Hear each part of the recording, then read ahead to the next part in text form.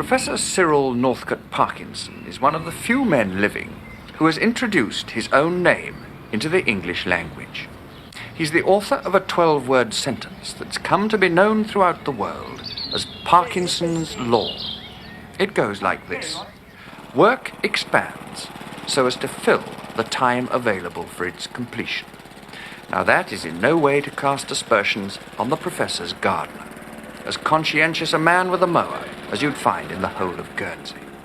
No, the target is bureaucracy wherever it raises its ugly head. The professor first expounded his Parkinson's Law nearly 20 years ago, in this book. To show how it works, he gave the example of a civil servant who aims for promotion by building up a small army of 6 more civil servants under him. This obviously creates a lot more time or man-hours in which work can be done. But as the actual work required is no more than the first chap used to do all on his own, how do the other 6 occupy themselves? Well, according to Parkinson's Law, they invent jobs for each other, thus proving that work expands to fill the time available. With the original civil servant A at the top of the pyramid, Professor Parkinson shows how a single incoming letter can keep the whole department buzzing to no purpose whatever. Official E receives it and decides it falls into the province of F, who drafts a reply for C, who amends it before consulting D, who asks G to deal with it. G goes on leave and hands it over to H, who drafts a minute that is signed by D and returned to C, who revises his draft and passes it up to A.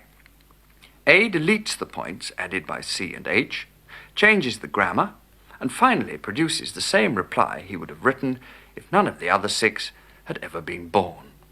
The professor is no friend of the designers of forms to be filled in, having been a victim himself. I was asked at a university in the Midwest, USA, where I was teaching. They asked me after 6 weeks or so who I was, and presented a form which was asking me, well, who I was, and how old I was, and all that sort of thing. And the question which sticks in my mind, I've always remembered with pleasure, is give the names and address of your parents, even if deceased.